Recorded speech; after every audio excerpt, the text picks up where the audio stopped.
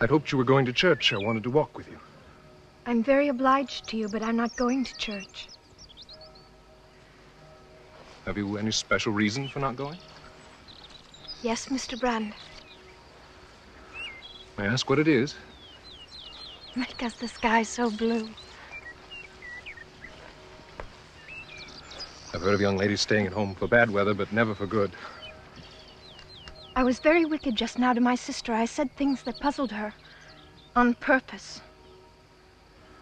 You say things that puzzle me. I always know when I do it.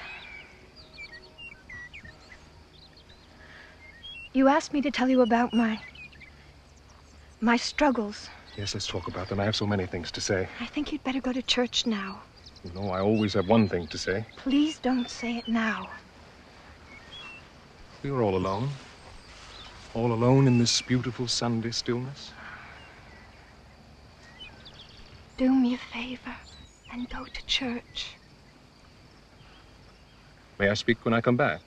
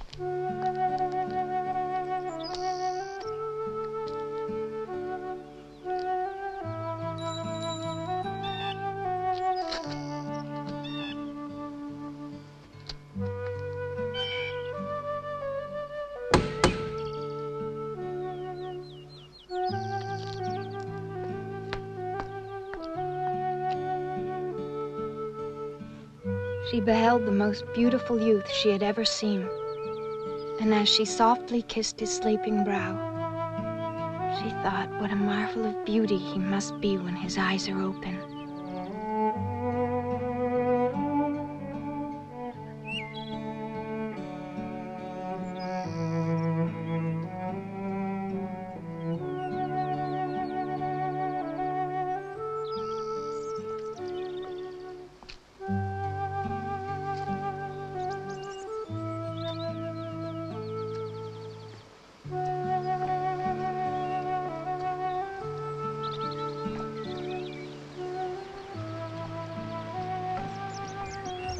Would you kindly tell me if I have the honor of speaking to Miss Wentworth?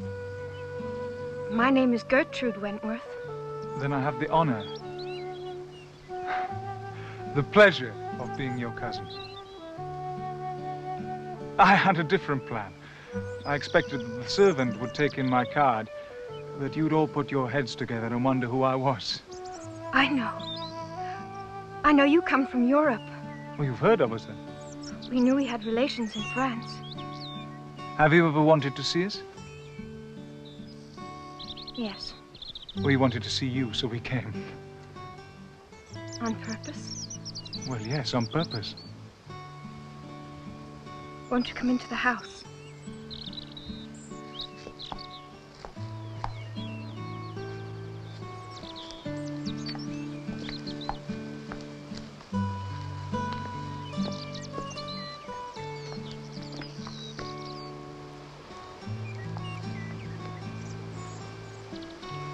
I walked all the way from Boston. I walked and I walked. It's a good many miles. 7.5.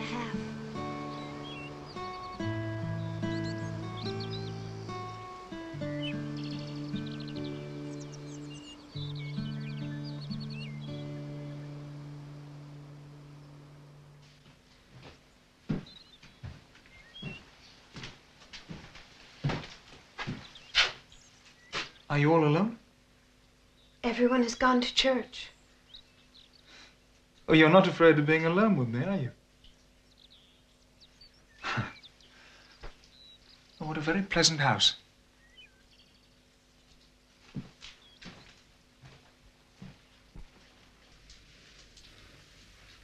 I don't believe you know my name. I'm Felix Young. Your father is my uncle. My mother was his half-sister. She turned Roman Catholic and then went to live in Europe. You know. She married and she died. Your father's family didn't like her husband.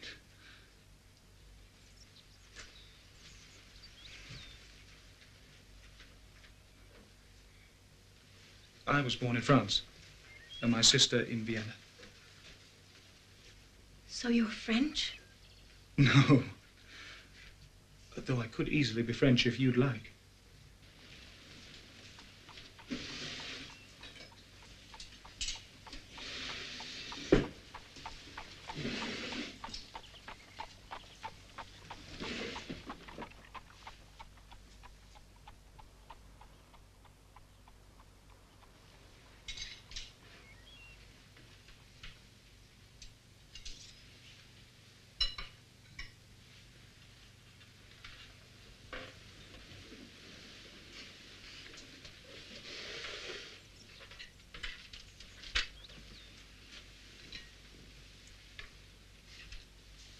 I really am very hungry.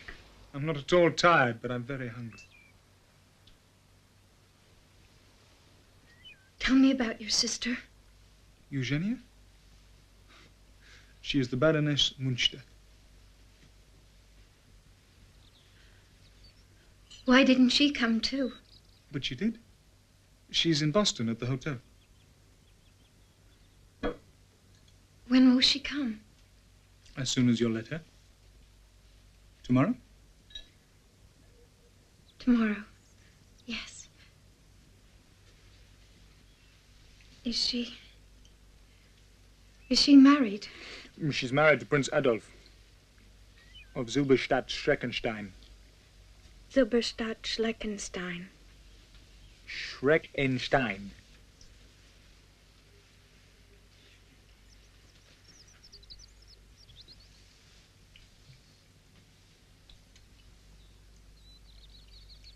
Is she a princess?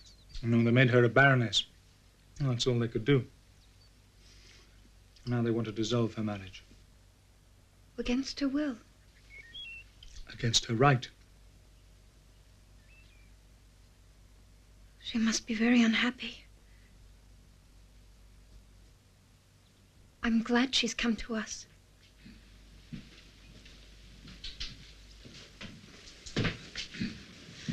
This is the prince. The Prince of Silberstadt-Schleckenstein.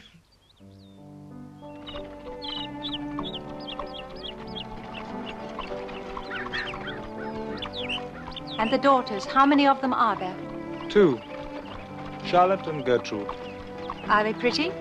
One of them, Which one is that? Charlotte. So you're in love with Gertrude. And is there no one besides the immediate family? Yes, there's a Mr. Robert Acton. I think that you'll like Mr. Acton. He's a man of the world. He's been to China. A man of the Chinese world. He sounds very interesting. I have an idea he brought home a fortune. Ah, that's always interesting.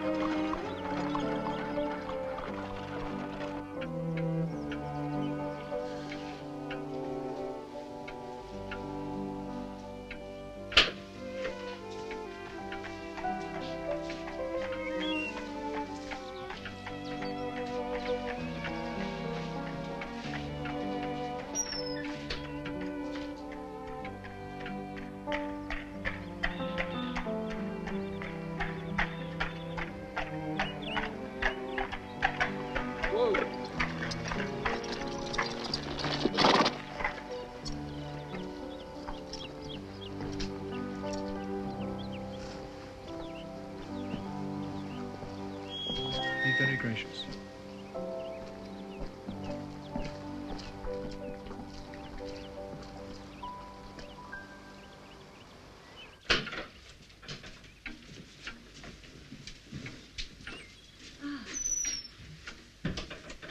see you have arranged your house, your beautiful house, in the Dutch taste.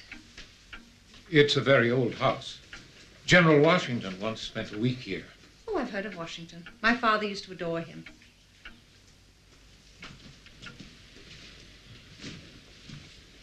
This is my son, Clifford Wentworth. Why didn't you come out to meet me, Mr. Clifford Wentworth? I didn't think you'd want me. One always wants a handsome cousin. This is my cousin, Mr. Robert Acton. Your cousin, not mine. Certainly yours, if you wish. And may I also claim relationship with this charming young lady? This is my sister, Lizzie. Now, this is quite another type. This is a different outline, my uncle, a different character from that of your own daughters. I didn't believe that you'd come back. Come back? Why, what did you think would become of me? I don't know. I thought you might melt away.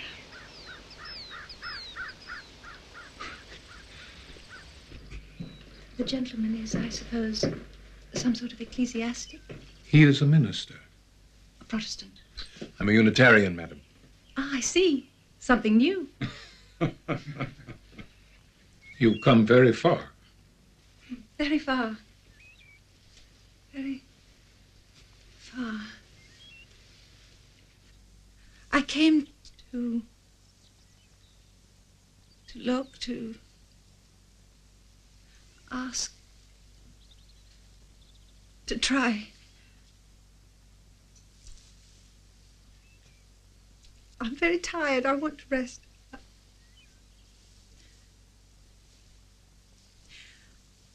I should like to stay here. Will you take me in?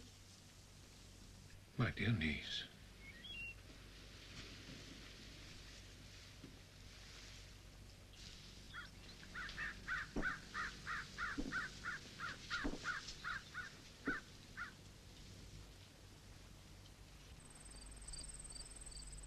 Cousin William, do you want to do something handsome? Make them a present for 3 or 4 months of the other house over the way. Oh, Father, do let them. It would be very interesting. It would be a new place to go to. It would be a foreign house. Are we very sure that we need a foreign house? You talk as if it were a question of the poor Baroness opening a wine shop or a gaming table. It would be lovely.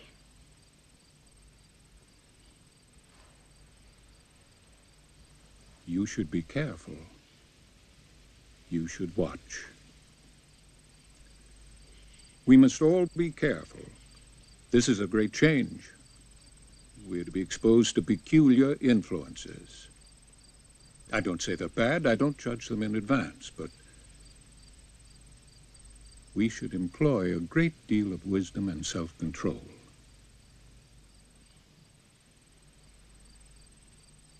She'll have a boudoir. And she'll invite us to dinner very late. She'll have breakfast in her room. I want you to make me a promise, Gertrude. What is it? Not to get excited. I don't think I can promise you that, Father. I'm excited already. I think they'd better go to the other house. I shall keep them in the other house.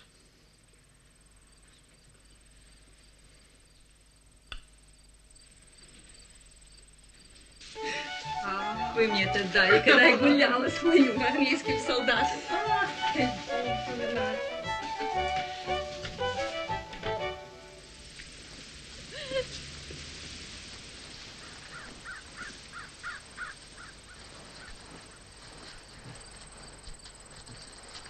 I don't think she likes us to drop in uninvited.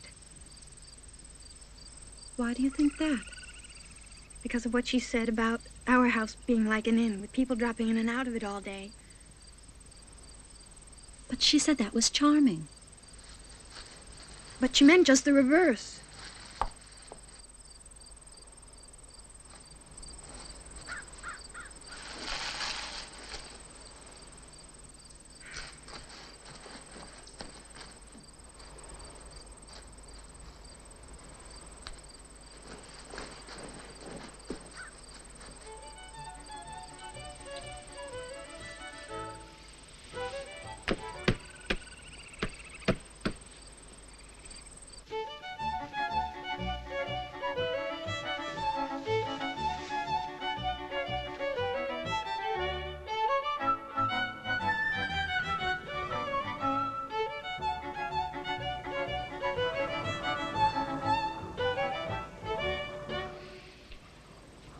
I only wish she'd speak in French.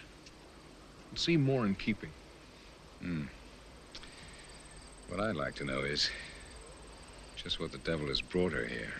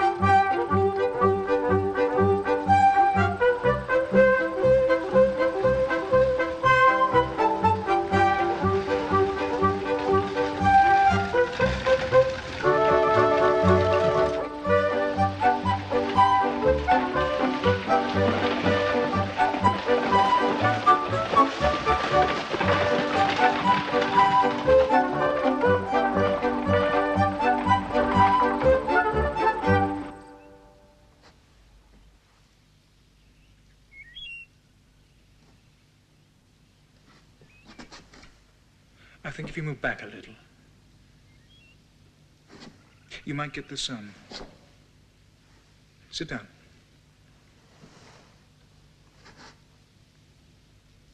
No, keep your chin up.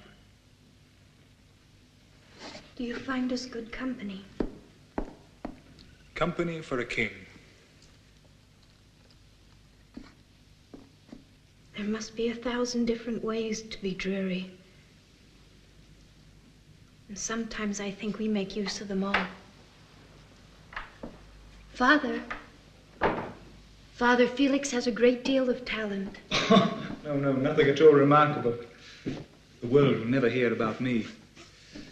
I'm little more than a featherhead, a sort of bohemian, a species of adventurer.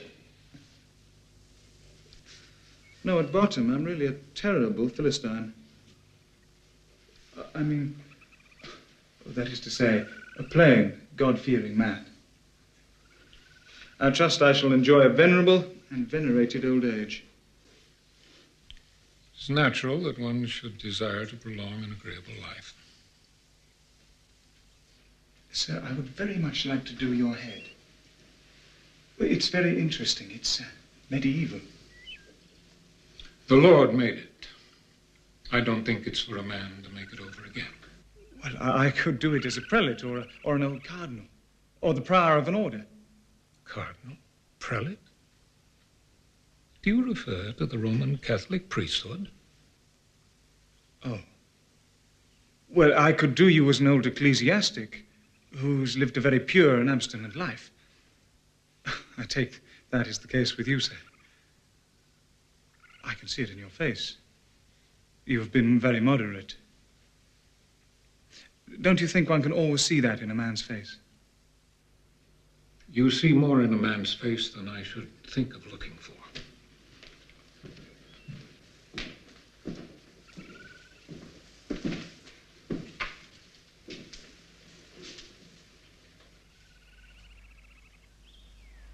I think sitting for one's portrait is only one of the various forms of idleness.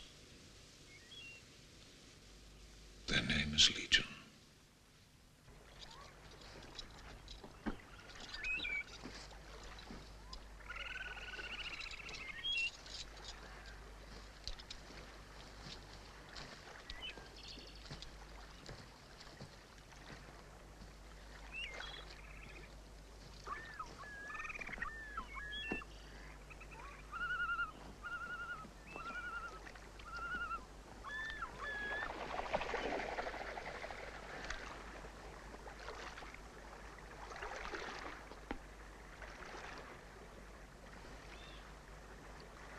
I'm sure you find it very strange that I should come to this part of the world. I'm certain you're wondering about my motives. They're very pure. No, I don't find it at all strange that a clever woman should turn up in Boston or its suburbs. It's a very fine place, especially at this moment.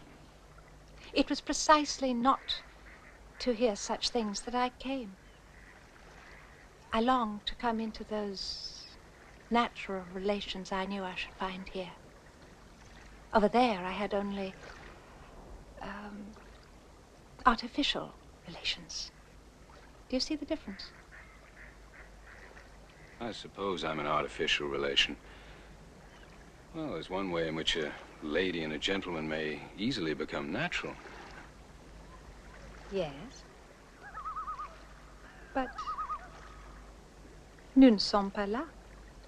Oh, do you understand French? A little.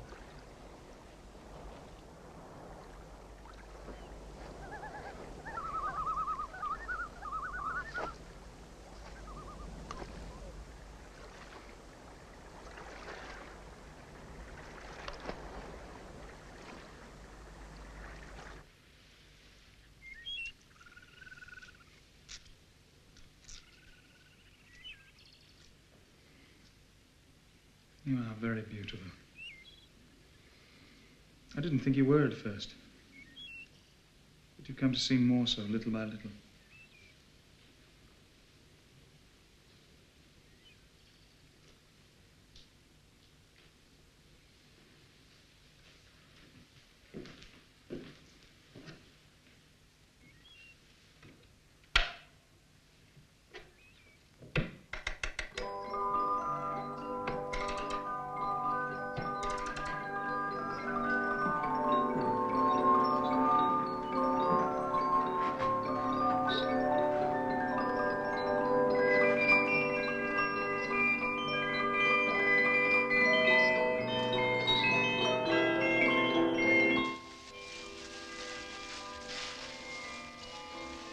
You seem so different from your father and your sister, and from most of the people you've lived with.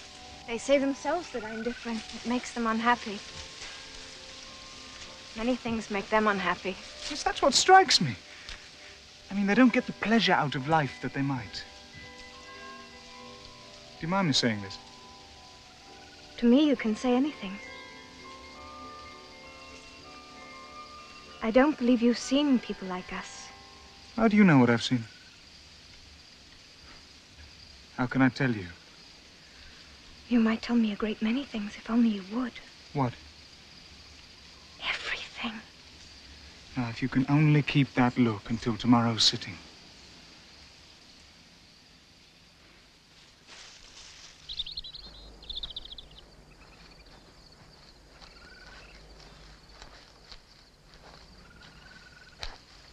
Goodbye. Au revoir.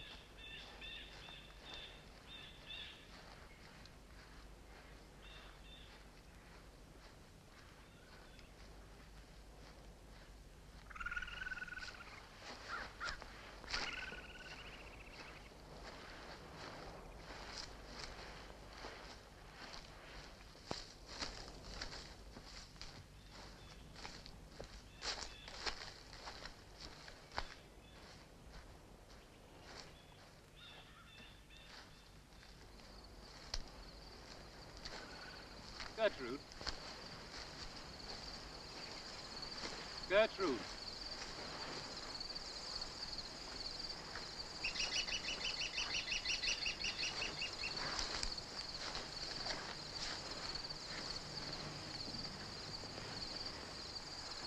You're very much preoccupied.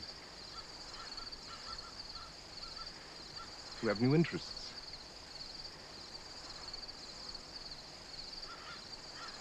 I love you, Gertrude. I love you very much. I love you more than ever. You've let me feel that I have an influence over you. You've opened your mind to me. I've never opened my mind to you, Mr. Brand. Then you weren't as frank as I thought. As we all thought. I don't see what anyone else had to do with it. I mean your father and your sister. You know it makes them happy to think you listen to me. Nothing makes them happy. You're very much changed.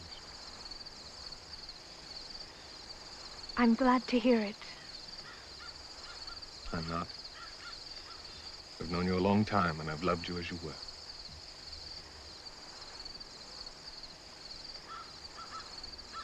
May I walk back with you? I'm not going back, Mr. Brand.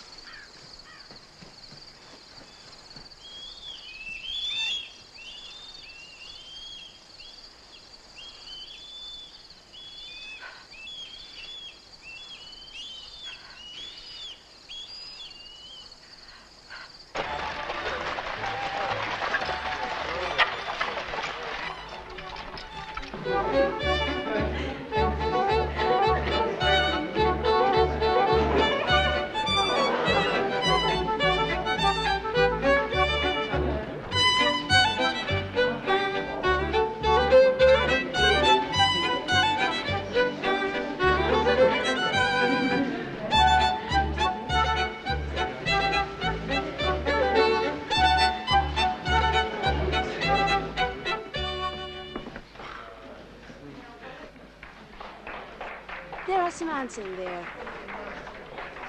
I'll take you to meet them.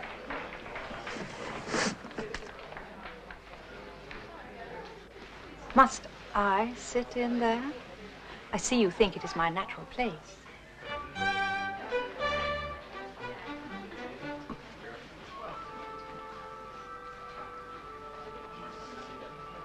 Would you like to dance then?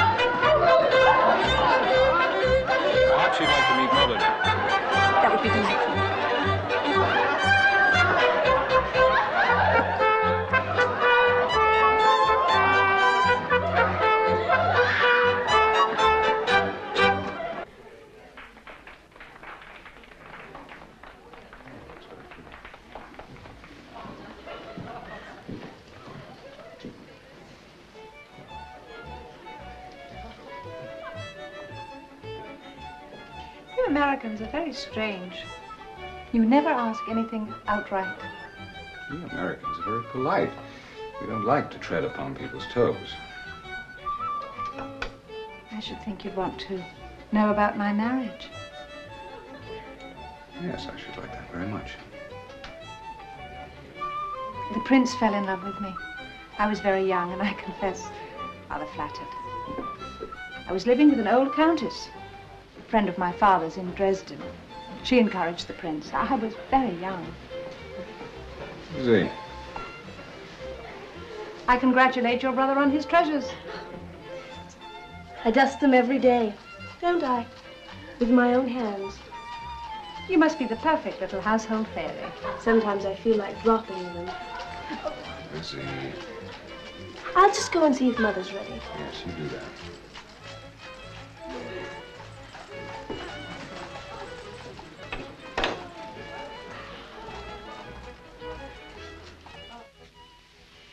Is she very critical? She looks down her nose at everybody. Like this. Perhaps I should have my lace cap. She likes Robert, though. I have a little document in my writing desk which I have only to sign and send back to the prince. Then your marriage will be over? Well, of course, I shall keep my title. One must have a name. And I'll keep my pension. Very small, wretchedly small, but it's what I live on. And you only have to sign that paper? Do you urge it? Mother will see you now.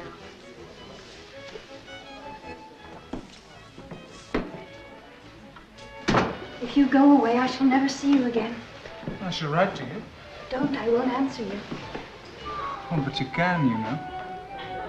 I'm very discreet. I'll burn your letters. Burn my letters. You do say strange things. I've tried very hard. I've explained, I've reasoned, but reason does not always penetrate as deeply as some other emotions. Gertrude has learned a great deal from you. We all have. I've sometimes wished that Miss Gertrude had some share of your soundness, your sense, your very fine understanding, Miss Charlotte. I'll keep your letters. I never write. I don't know how to.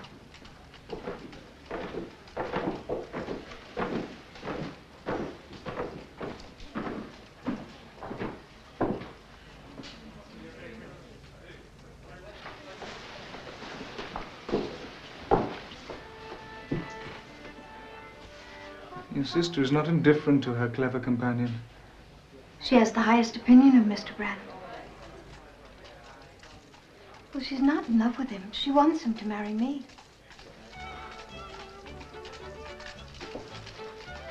But why did you never tell me this before? I don't like to speak about it. You don't want to marry Mr. Brand, then? No. But your father and your sister think that you ought to. I shall never marry Mr. Brand. If he would address himself to your sister, I'm sure she'd listen to him. Oh, Felix. Well, why shouldn't they marry? Try to make them marry. Well, I believe she does care for him. We'll marry them off. That will make them happy. It will make everybody happy. It would make me happy. To be rid of Mr. Brand. To see my sister married to so good a man.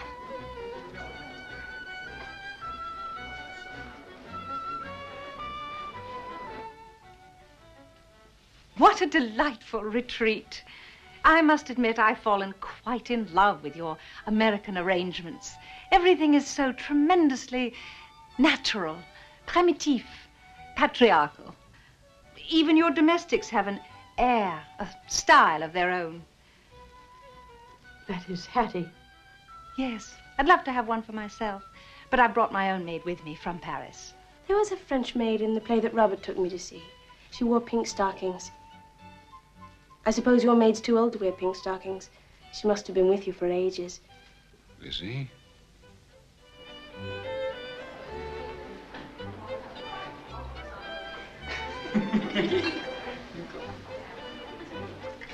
I regret to say that Clifford has a vice. You mean that he drinks? I quite agree, that is a low taste. Not a vice for a gentleman. Mr. Brand has undertaken to help him. Ah, Mr. Brand. Yes, he's an excellent influence. But perhaps Clifford ought to cultivate the society of some agreeable woman. A clever, agreeable woman who would give him a sense of how very ridiculous it is to be fuddled. What lady would you suggest? Well, there's a clever woman under your hand. My sister. Your sister under my hand? I have my heart set on having a cook. I must have a cook.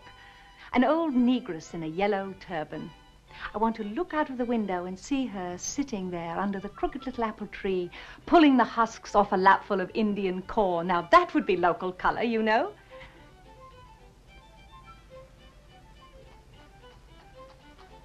I fear I'm tiring your mother. I haven't been used to a great deal of conversation lately. I see you live a life of the most exquisite retirement with your flowers, your book. There's Mr. Emerson. He is so very improving. You don't need much improving, Mother. No, it is the rest of us who need that. We have always been very quiet. I fear I must tire you no further. Thank you again for allowing me to come.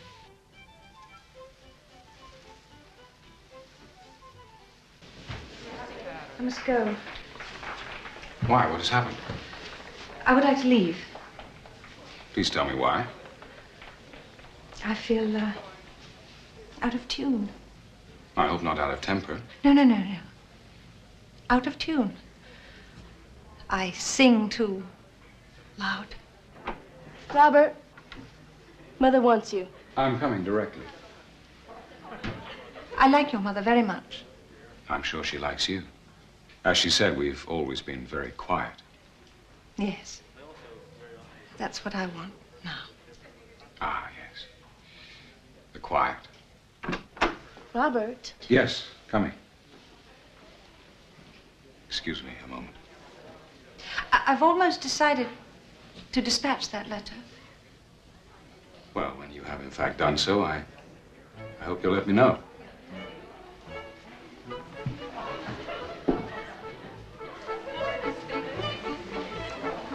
Say a word to Clifford. Give him a hint to come and see her. To come often. Tell him to be bold.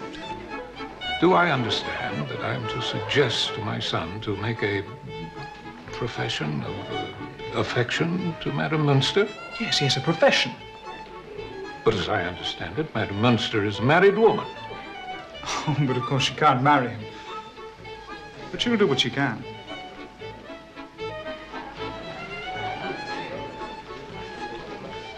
I don't think I can undertake to recommend to my son any such course.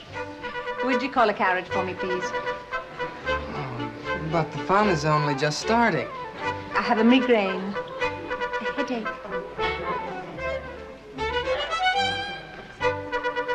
Edward?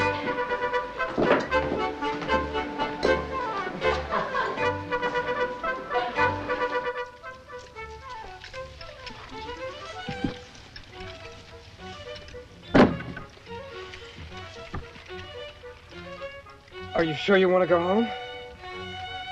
What can you say to make me stay? We're having ice cream. You made my share.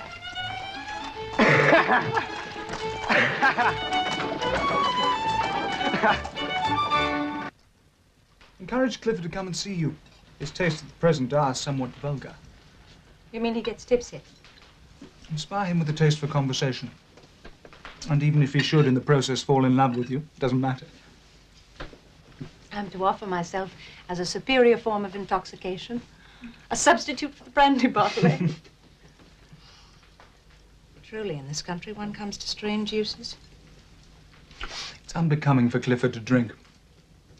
After all, he will be one day the principal gentleman in this neighborhood. Yes, he and Mr. Acton. Are you by any chance offering me a second string to my bow? But alas, self-interest, sensuality, and passion struggle together in the human breast. There is a wilderness to be subdued and made fruitful, tempests of passion to be calmed, luxuriance of sensuality to be lopped. All the benefits of a useful education may be lost by acquaintance with companions of bad habits. Such is the natural propensity of evil. So great is the vivacity, the curiosity, the love of novelty, and the want of caution at a tender age.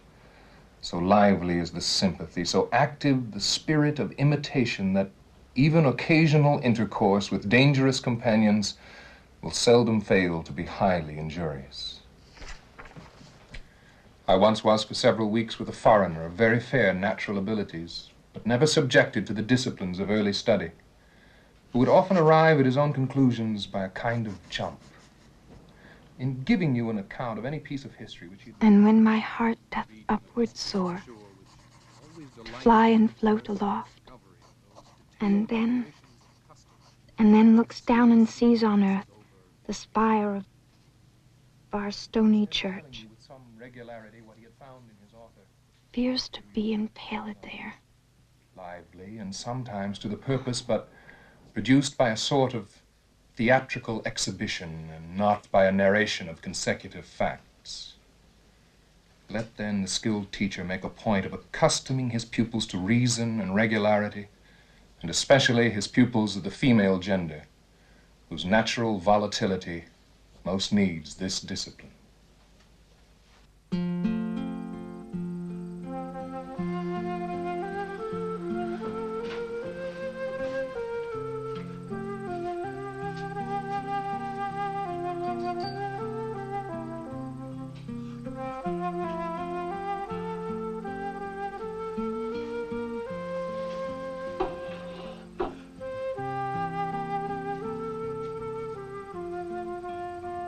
I've sometimes wished Miss Gertrude had some share of your soundness, your sense.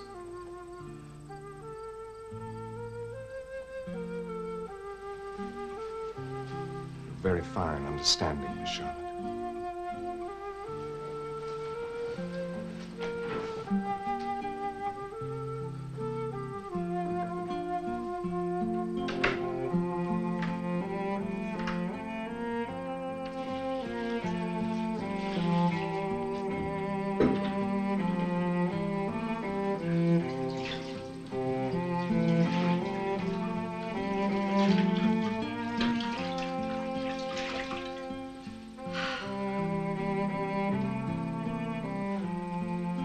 Think of all that we owe Mr. Brand.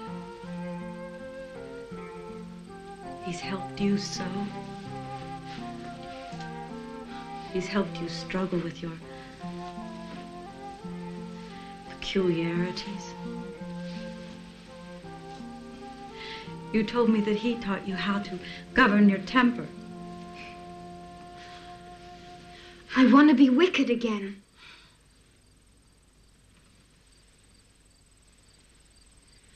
Charlotte, you're in love with him. I wish he'd marry you.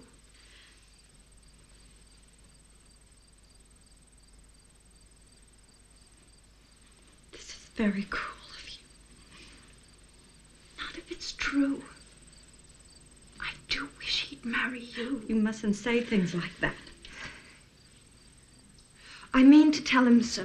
Gertrude! If he speaks to me again about myself, I shall say, why don't you marry Charlotte? She's 1,000 times better than I. You are wicked. You are changed.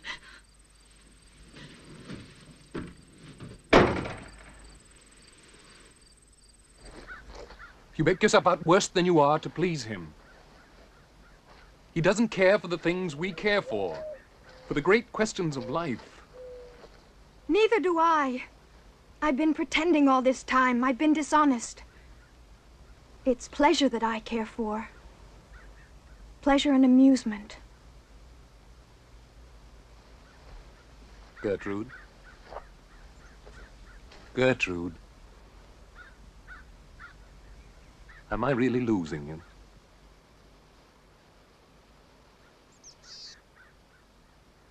Charlotte cares for the great questions of life, Mr. Brand.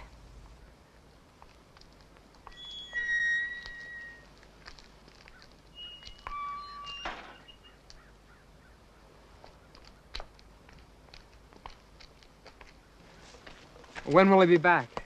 In a week. Do you think she'll miss him?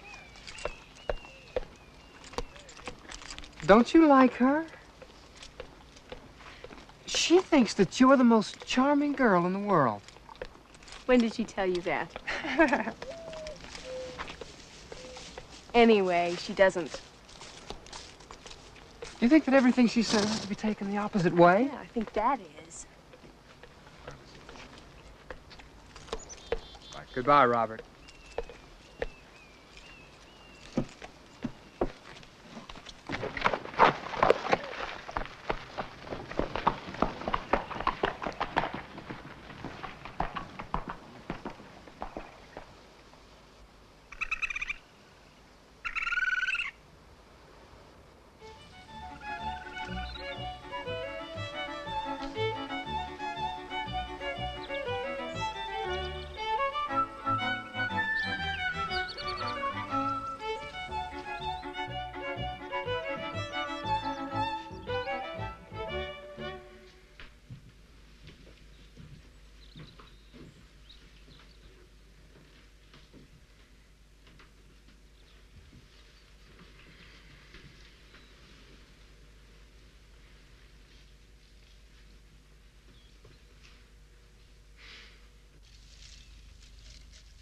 Is this the prince?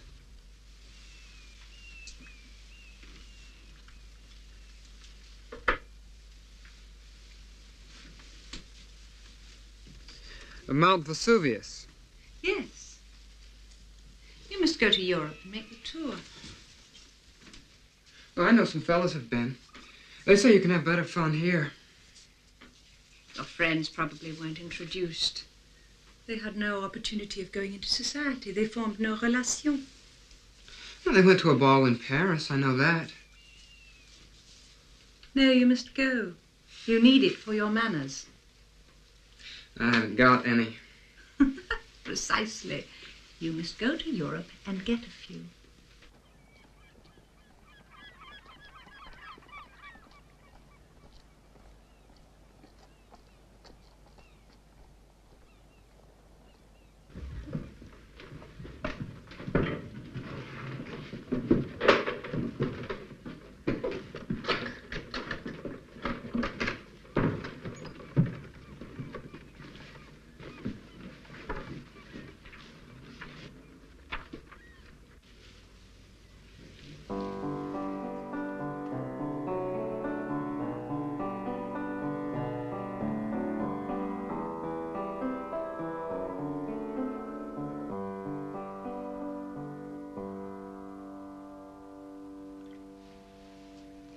You must remember, there is no agreeable man who hasn't been to school to a clever woman. Usually a little older than himself. Trust me, Clifford. Laugh out if I amuse you. I'm here for that. Are you seriously making love to your little cousin Lizzie? Those things ought to be known. I don't care if it's known or not, but I don't want people looking at me. A young man of your importance ought to learn to be looked at. And don't tell me you're not a young man of importance. Oh, no, you don't catch me saying that. You must come to Europe. You'll be talked about, of course, with me. It will be said that you're my lover.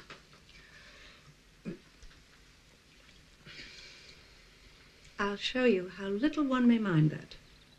How little I shall mind it. I'd mind it a good deal. Well, not too much, you know. That would be uncivil.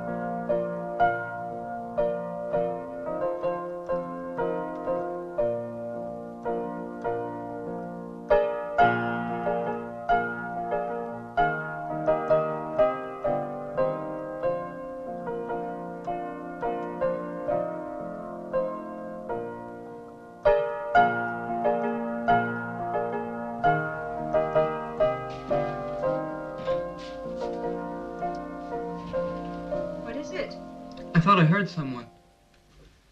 Who is it? No one. I made a mistake.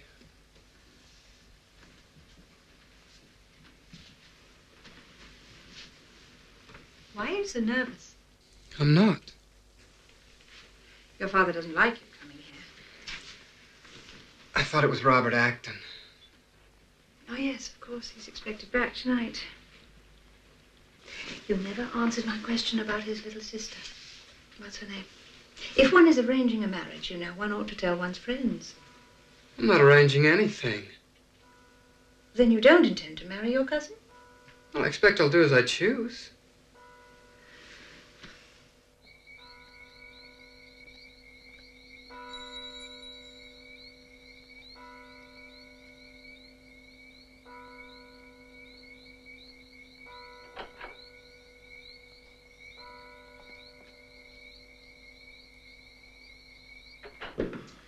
Oh, you're back, Bob. Half an hour ago. Where are all your companions? Charlotte's with Mr. Brand in the parlor. Gertrude is, for the 100th time, doing the honors of the house to a foreign cousin. And Clifford? He is, I suppose, calling on the other foreign cousin. Hasn't the Baroness been to visit you today? The Baroness has not honored us for 3 days. Why, is she ill? No. I went to see her. What's the matter with her? I infer she's tired of us.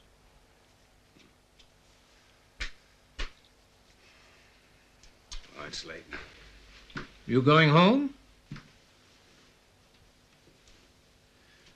I think I'll go and take a look at the Baroness.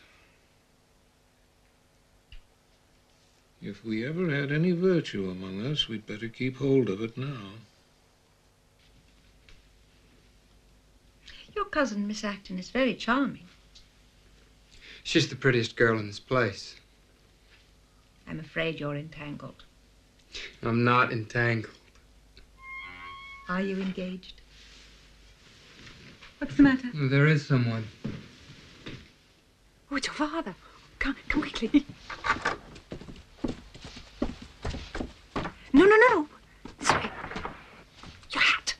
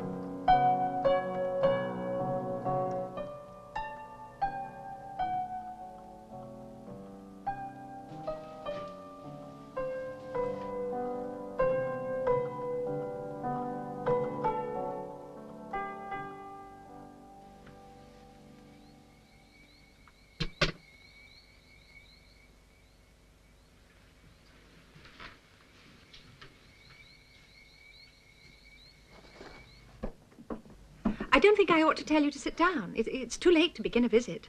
Well, it's too early to end one. I went first to the big house. I expected to find you there. No, I haven't been to the big house. Oh, not yesterday, nor the day before, eh? Oh, I don't know how many days it's been. You're tired of us. I expected something of the kind. I hope you enjoyed your journey. I'd much rather have been here with you. I never get tired of people I like. But you're not a poor, wicked, foreign woman with irritable nerves. Something's happened to you since I went away. Well, if you're bored, you needn't be afraid to say so. To me, at least. I know we've made you lead a very dull life here.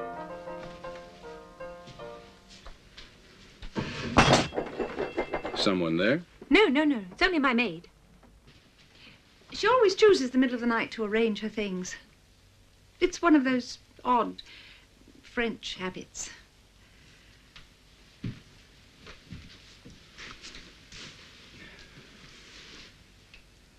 You know that document you were to send to Germany?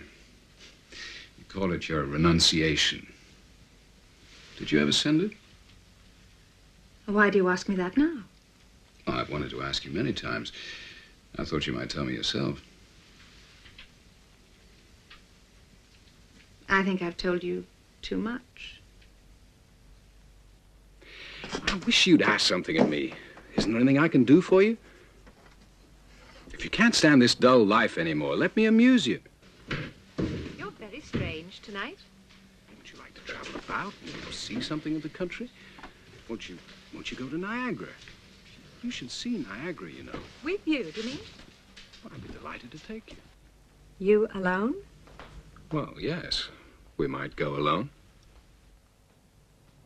I think I ought to feel insulted. You'd much better come to Niagara with me. Is that the extent of what you're offering me? Have you sent that document to Germany?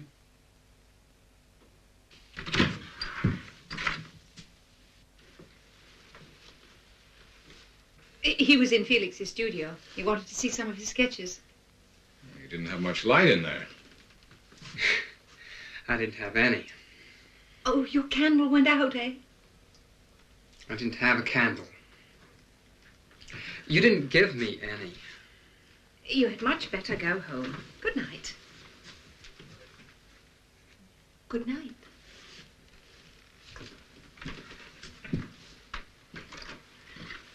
Oh, what's the matter with him? He seemed rather muddled. Was he, do you think... Oh, he doesn't drink any more. I've cured him of that. And in return, he's in love with me. He wasn't in the studio. I invented that at the moment. He has an idea of being romantic. He's adopted the habit of coming to see me. At midnight, stealing in by the back way. It seems to amuse him.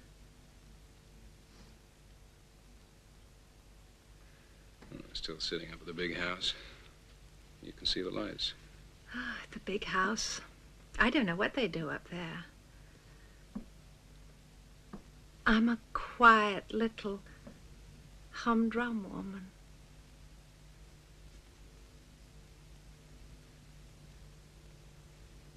So good night.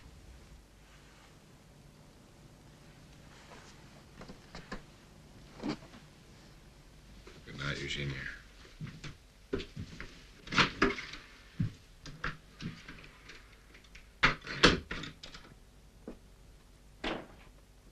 She said the younger one begins, the better. And what did she mean by that? She called me a dear young Puritan and said not to be afraid. She wants to introduce me to her circle of charming friends. And just what is her circle of charming friends?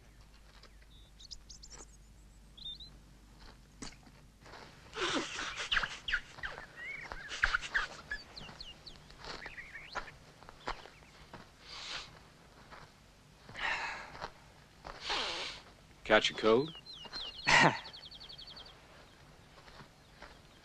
What were you doing at Madame Munster's last night? What did she tell you? I'd want to tell you the same.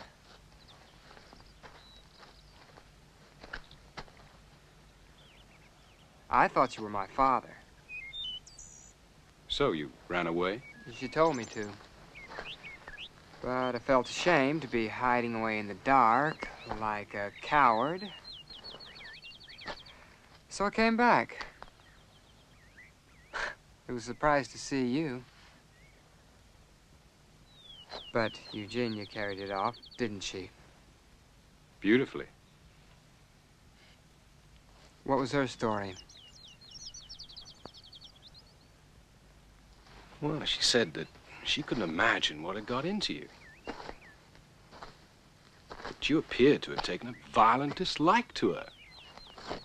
What? And that whenever you come to the house, all you do is lock yourself up in Felix's studio and look at his sketches. Oh, come. Oh. Well, it's not true. What do you think? Well, Baroness wouldn't tell a lie. Wouldn't she? Have you ever known her to tell an untruth? Yes. Lots of them. She knew it wasn't Father coming in. She knew it was you. She knows everything. Are you by any chance the least bit sweet on her? No, sir.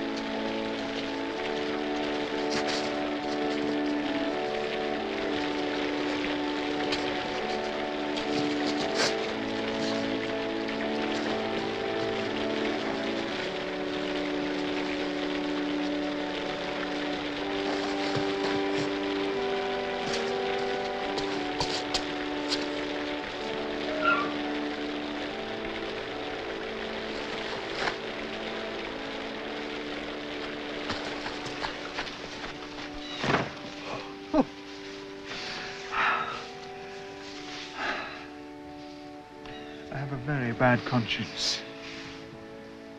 We oughtn't to be together this way, not until I've got your father's consent.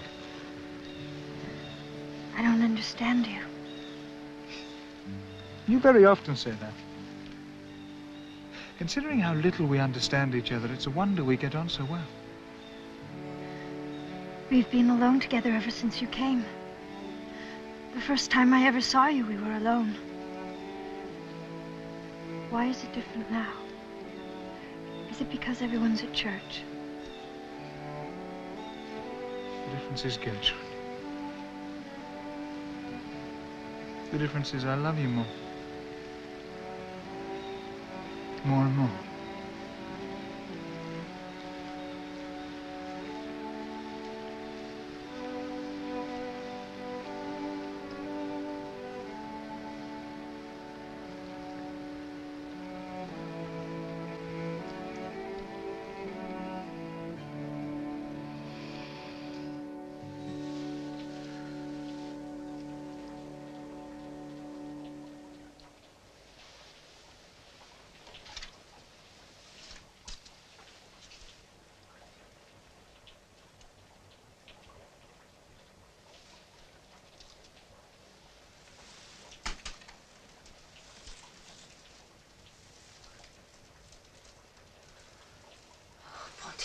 What a climate.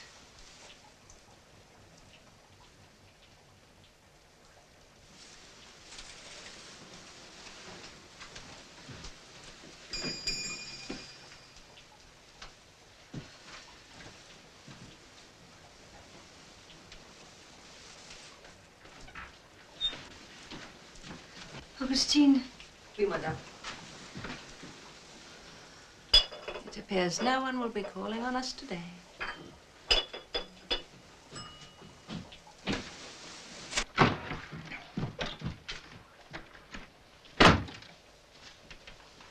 Were you expecting someone? Whom should I be expecting in this place? What expectations could there be? I hope you don't think I'm reduced to waiting for a Mr. Robert Acton.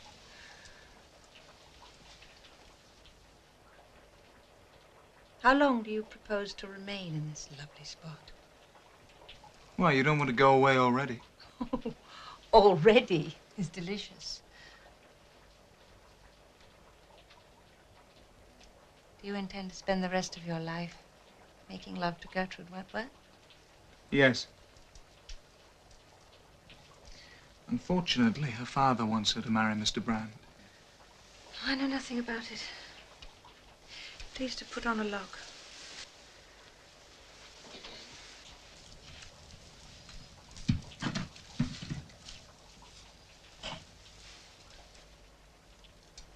I think you're the most heartless person living.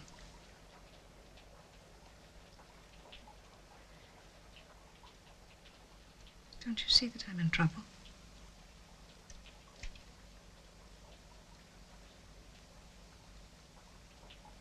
Robert Acton wants to marry me. Don't you believe me? Why does it make you unhappy? Because I can't decide. Accept him. Accept him. He's immensely in love with me.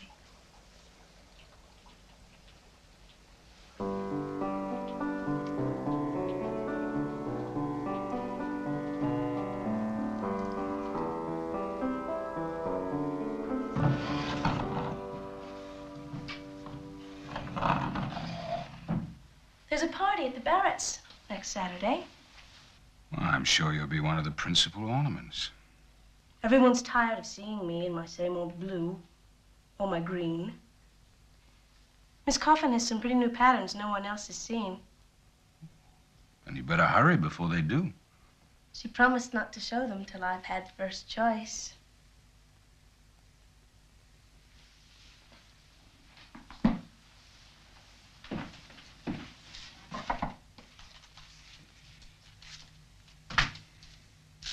Will that do? There's a bonnet, too.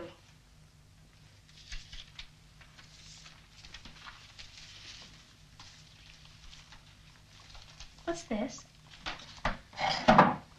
It's a present for someone. Who? I hope you're not giving gifts to that Baroness, Robert. You're not in love with her. I don't know. That means you're not. I like to be with her. I think of her a great deal. But if this is love, it's overrated. No, it's not.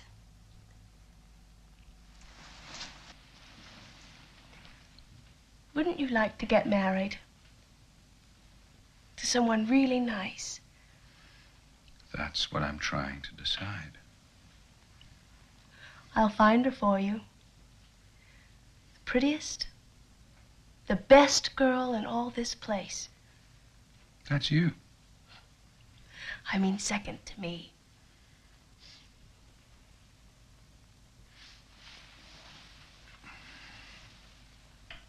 It's for you. I bought it for you.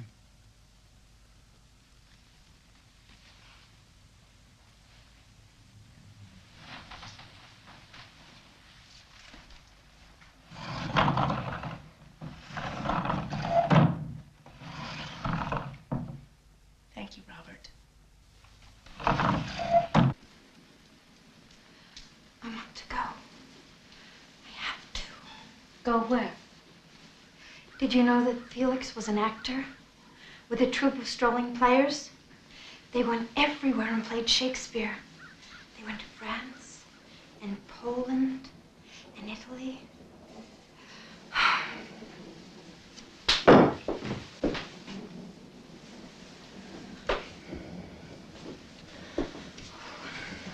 can't endure it. I think I wish to scream.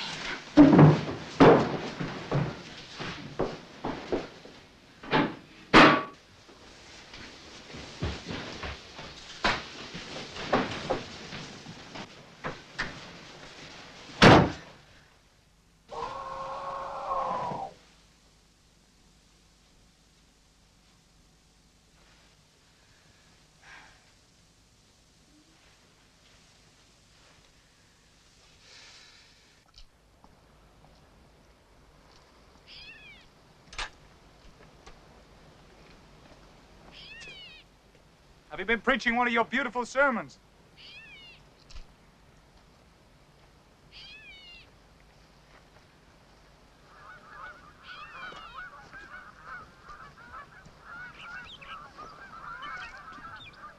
Did you bring me over here for the purpose of making that inquiry? No, not for that, no. I wanted to tell you something. Only, as it's rather private, I thought perhaps we might go into my studio.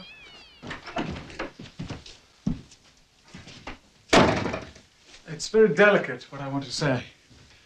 Please to say it as quickly as possible. It's only because you're a clergyman, you know. I don't think I'd venture to say it to a common man. If it's a question of resenting an injury, I'm afraid I'm a very common man indeed. Both my sister and I have taken a great fancy to our cousin Charlotte. Cousin Charlotte? We fell in love with her from the first. You fell in love with Charlotte? Well, she's a very charming person. But she's not happy, Mr. Brand. She's not happy.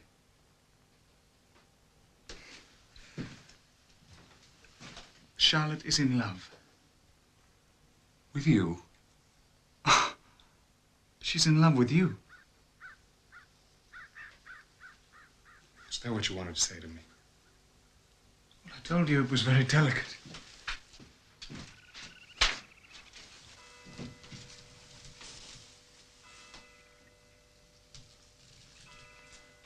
Don't let her languish. I congratulate you. It's in your interests. You've interfered with me. Well, I won't pretend I don't know what you mean. But with one person, you've lost nothing. And think of what you've gained with another. Seems to me that I'm the proper judge on both sides. Good day. Sir.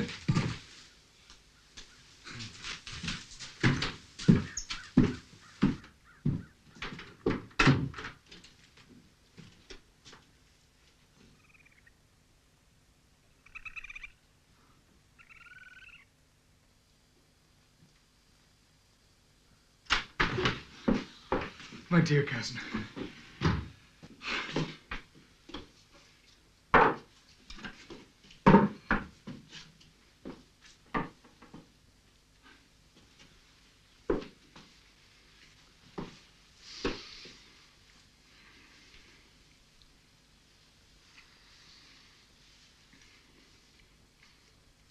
Charlotte, I want you to help me. Help you? I mean with your father, and with the world in general, including Mr. Brand. Poor Mr. Brand. Now, don't say poor Mr. Brand. Well, I don't pity him at all.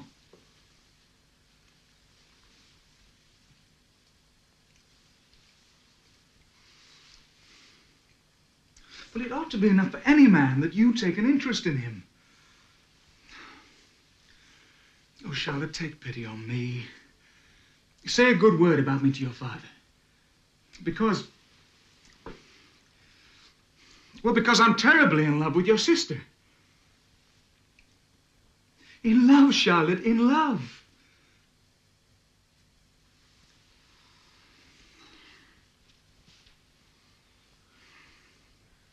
There is no great hope that we shall any of us advance much till we make religion a matter of business. Father? Character is no dead capital. It bears interest. Like the pound in the parable, it gains 10 pounds. Father, I have... As it multiplies more, like an immense property, it makes incalculable increase. Father, I have something to say to you about Gertrude.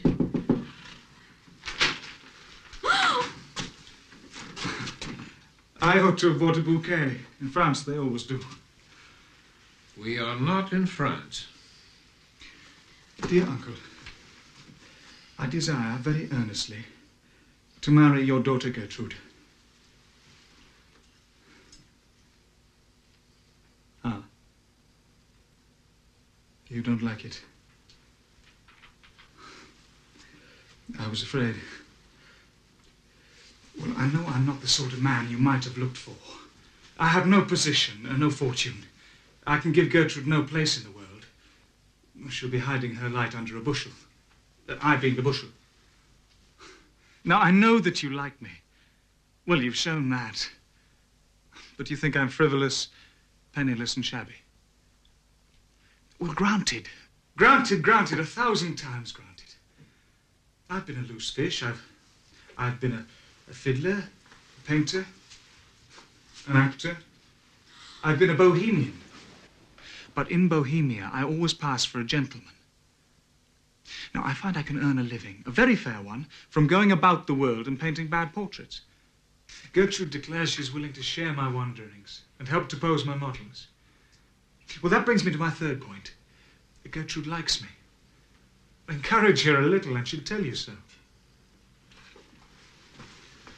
We've been talking about you. I know it. That's why I came. It is better you should be present. We were discussing your future. Oh, you've never had any confidence in me. Never. I don't know why. I have never seen you so passionate. You have not profited as we had hoped. I have profited. You wanted to form my character. Well, it's formed. I know what I want. I've chosen. I'm determined to marry this gentleman. Come in, sir. You should be here. You had better consent, sir. I'm not sure that I understand. Mr. Brand asks you to let Felix take me away. Isn't this rather a change, sir? Yes, sir. Yes, sir. Where are our moral grounds? I should like, in my ministerial capacity, to unite this young couple. Oh, that's very beautiful of you, Mr. Brand. I should like to marry you. It would give me great pleasure. That is very nice. And very handsome. Father, consent.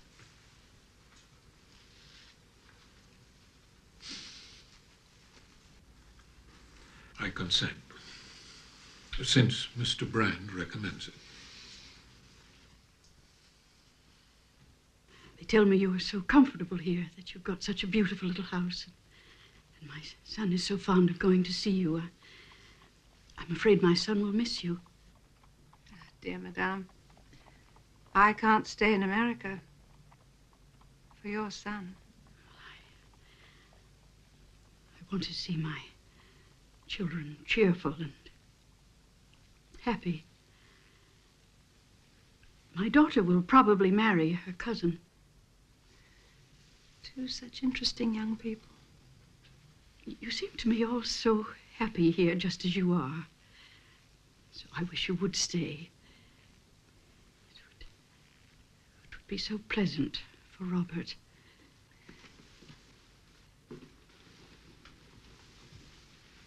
Goodbye, dear Madame. I must remember your strength is precious. You have been happy here, haven't you? And you like us, don't you? So I wish you'd stay in your beautiful little house. Yes, my house is beautiful, though not to be compared with yours. Goodbye, Madame.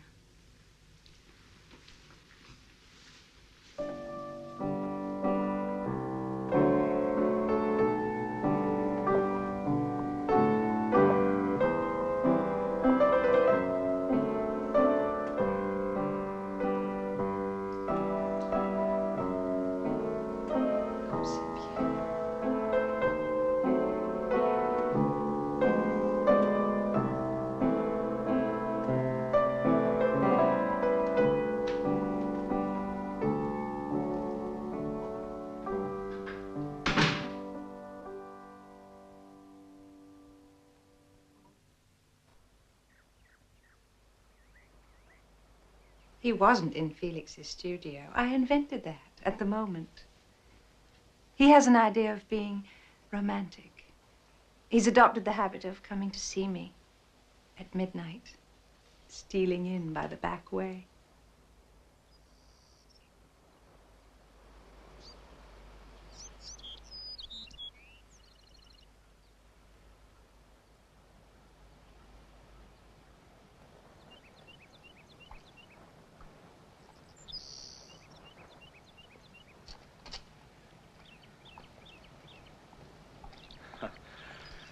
Excuse my ridiculous position. I was thinking of you. The occupation of extreme leisure. No, I'm delighted. I'm honored. Won't you come into the house? I've just come out of it. I've been calling on your mother, bidding her farewell. I'm going away. When? As soon as possible.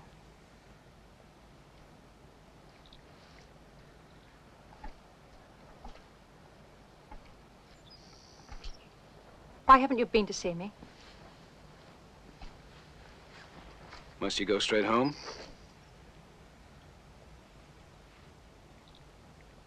Why don't you answer my question? Let me walk with you.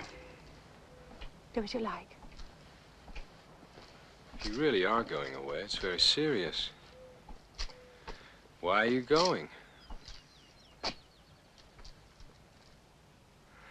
I had hoped you would stay.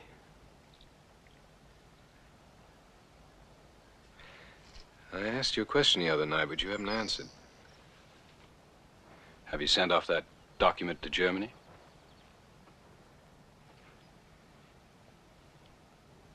Yes. What could I say to keep you? Tell me a reason why I should stay.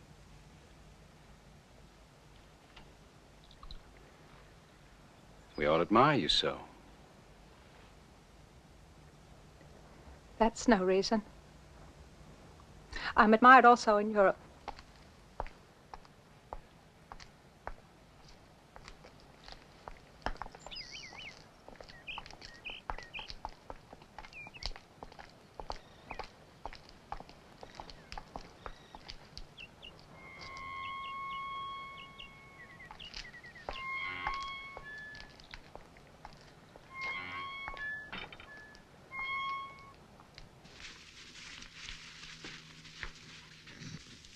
I will see her in Europe.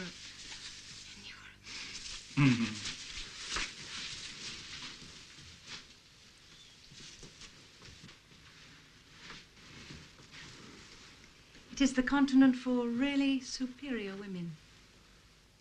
We are appreciated there.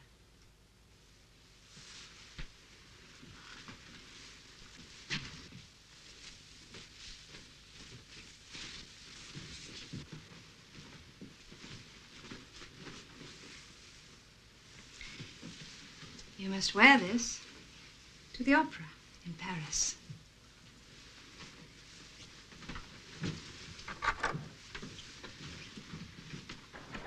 Shall we go often to the opera? Yes, to the opera very often.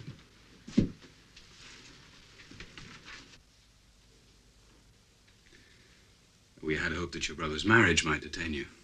I think I've grown rather tired of marriages. Well, since you are determined to leave us, may I have one last request? I would like to put my carriage at your disposal for your departure. It would give me great pleasure. It gives me even greater pleasure to accept your kind proposal.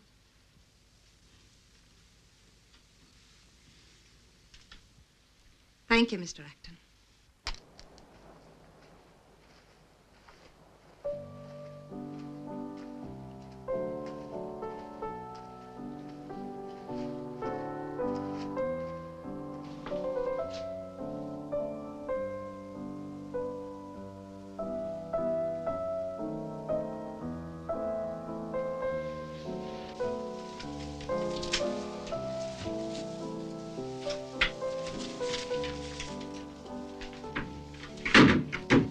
The path of the railroad runs through rocks and hills. Just so must the path of salvation cleave its way through the wilderness of our passions, and to awaken, to stir up another soul to this necessity. That is a nobler exertion, a higher power, a greater ambition than Caesar's.